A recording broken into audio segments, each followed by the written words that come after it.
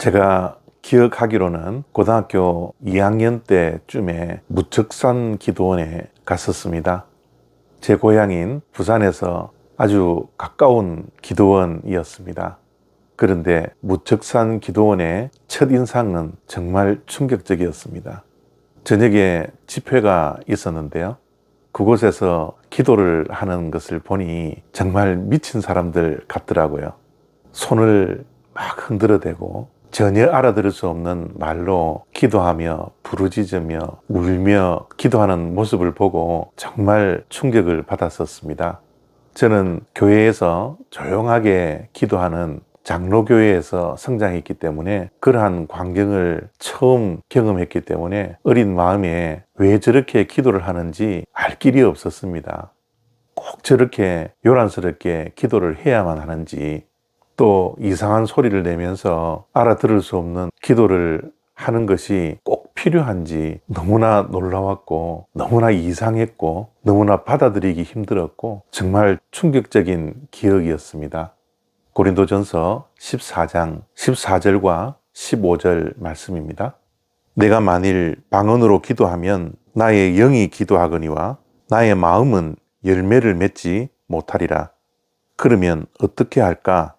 내가 영으로 기도하고 또 마음으로 기도하며 내가 영으로 찬송하고 또 마음으로 찬송하리라. 아멘. 지금부터 약 10년이 넘었다고 생각이 드는데요. 하늘의 언어라는 책이 있었습니다. 김우현이라는 작가가 쓴 책인데 그 책은 성령을 받은 자는 방언 기도를 한다라고 말을 하면서 방언 기도는 하늘의 언어로 기도하는 것이다 라고 말을 했습니다.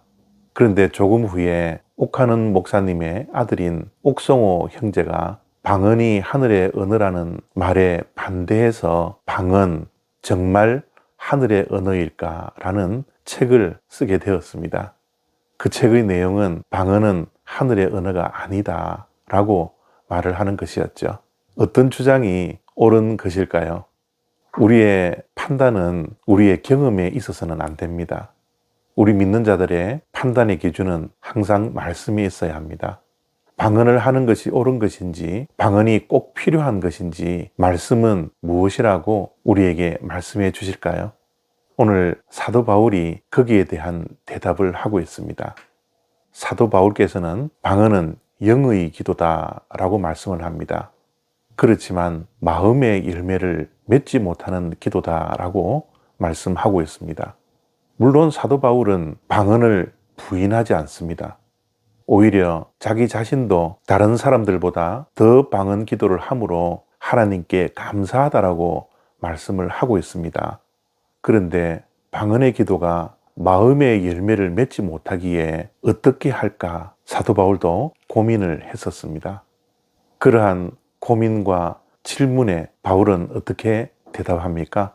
영으로도 기도하고 마음으로도 기도하라는 겁니다.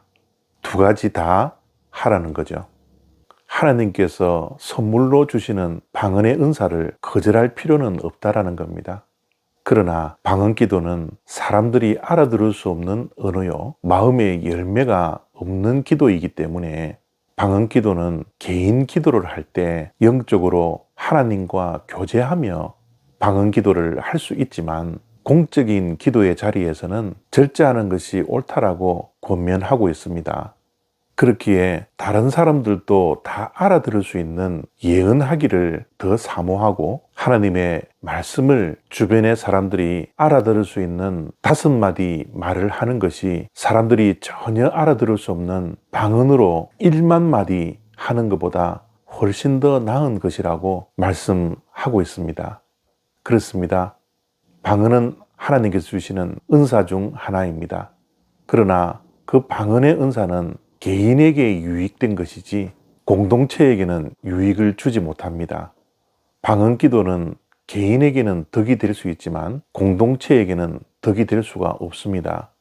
그렇기에 믿는 자들에게는 우선되는 것이 개인이 아니라 공동체여야 합니다. 그래서 하나님께서 방언을 은사로 주시면 방언 기도를 하되 공동체의 덕을 위해서 절제하는 것이 옳은 것이라고 바울은 우리들에게 권면하고 있습니다. 방언 기도가 필요한 것일까요? 예, 필요합니다. 필요하기 때문에 하나님께서 우리에게 은사로 주시는 겁니다. 그러나 그 방언 기도를 공동체의 공적인 자리에서는 절제할 수 있는 절제의 열매가 우리에게 우선되어야 합니다. 감사합니다.